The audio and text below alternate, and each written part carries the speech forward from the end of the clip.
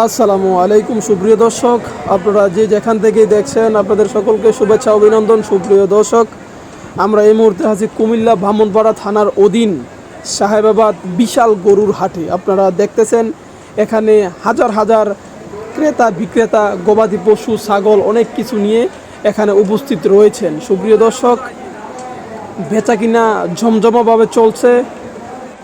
খুব আনন্দের সহিত মুসলমানেরা গরুর কিনতেছে হালাল টাকা দিয়ে। আপনারা জানেন কুরবানি হালাল টাকা দিয়ে যদি কুরবানি না দেওয়া হয়, কুরবানি আল্লাহর দরবারে কবুল হবে না।